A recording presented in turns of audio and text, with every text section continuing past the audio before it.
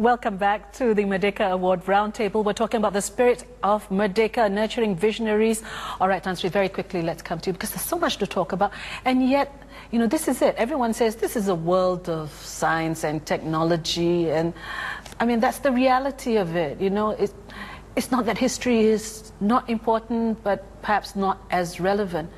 But yet, how do we know, and this is picking out on something that Dina said before, you know, how do we know where we're going if we're not learning from the past, you know, and we don't know where we're coming from? So what do you have to say to that? Very correct. I would like to correct Professor Harith. He said that the science received attention pretty late. That is not true. Before the war itself, we had one internationally famous doctor, Dr. Wu Lien Teh, the world's expert on plague. He was invited by China to serve in China. And then there was Tong So Pak, another one, a physicist invited by China.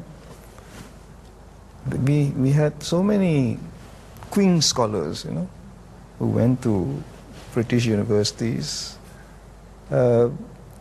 History, in fact, was not that important in schools. I was a science student. I never did history in school. I turned to history later on because I wanted to play football. And if I had remained a science student, I would have to do lab work until 6 p.m. So I switched. Right. And okay. I later on became very interested in history because of my lecturers. So I think we have to balance the two. It is not good to place emphasis on certain disciplines and ignore the others.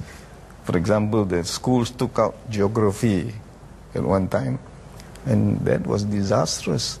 The children of today don't know anything about the world. You mention Cuba and they will be blinking. You see.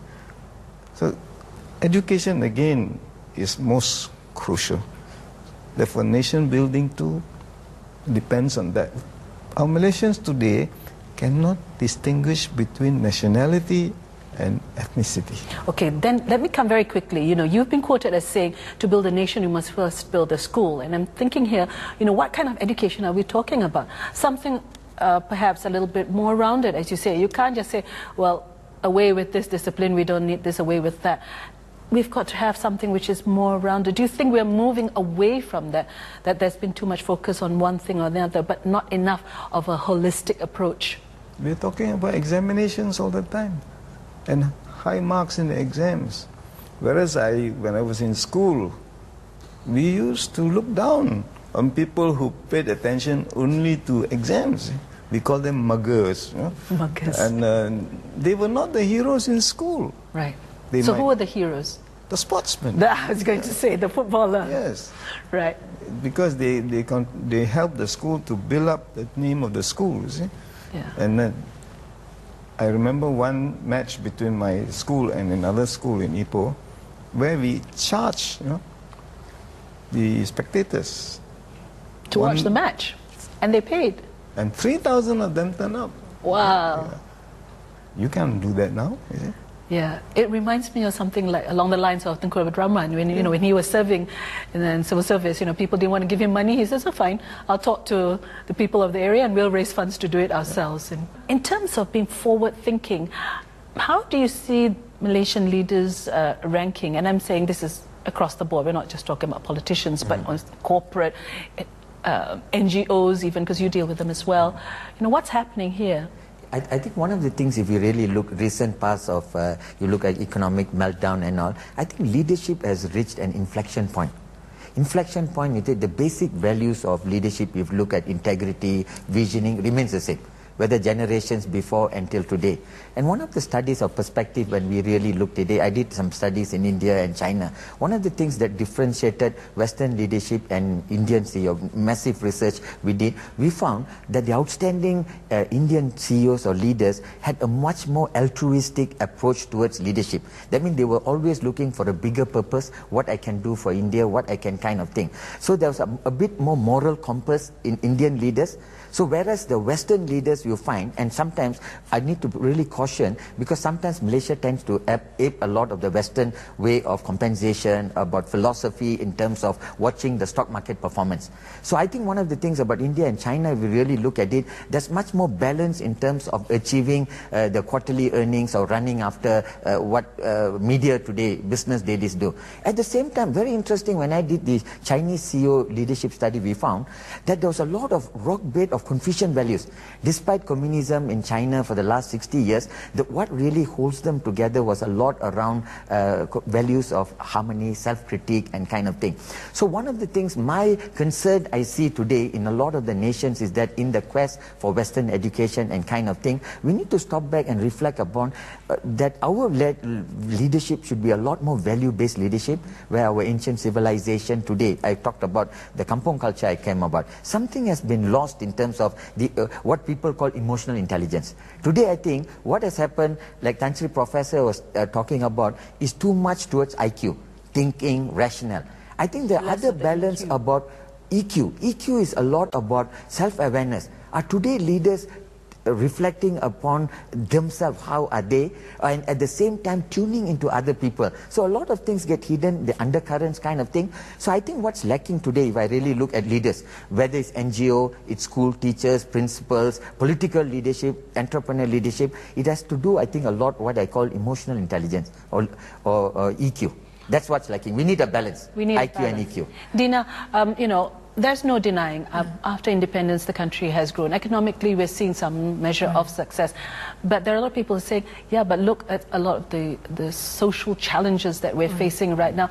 Things which we took for granted at the time when we gained independence. You know, everybody here talks about it. Oh, I had Chinese friends, Indian friends, and now we seem to see a lot of small things, even what to some people seems petty things becoming big issues, right? Is this because we're no longer subscribing to the muhibah thing? We're too much about achieving the I, me, my, you know, forget everybody else, but I need to succeed, and I'm not worried about the balance. I will have to agree with you. We live in such a consumerist society now, and I see a lot of my friends who have children.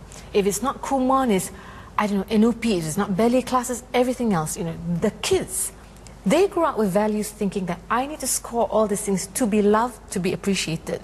But we've forgotten values like, you know, compassion, integrity and all that, and that's something that's really lacking. Another thing which I find, especially when I deal with the young, when I work with them, right? There are two things which keep coming back, whether they're scientists or doctors or lawyers, and I find it really, really jarring and can be quite frightening. They lack two things, yeah? One is critical thinking. I'm not even talking about, you know, understanding Proust or Kafka. Basic, simple newspaper things. What do you think about this article? They cannot digest, they cannot. Just simple analysis. Simple analysis, no. And these people, some of them have gone to overseas universities. So you wonder, my God, how come we can't analyze that? That's one. Two, language skills. When I talk about language skills, it's also, okay, because I was an editor. You see all your readers commenting on, you know, online and in newspapers. And then you can, then you read what the writers have written. You realize that because they like critical thinking and understanding what language, whatever language it is, they're unable to see what is really, you know, written. It's a fast-paced society now. It's all this. I want to be a star. Reality TV, the internet has not helped that.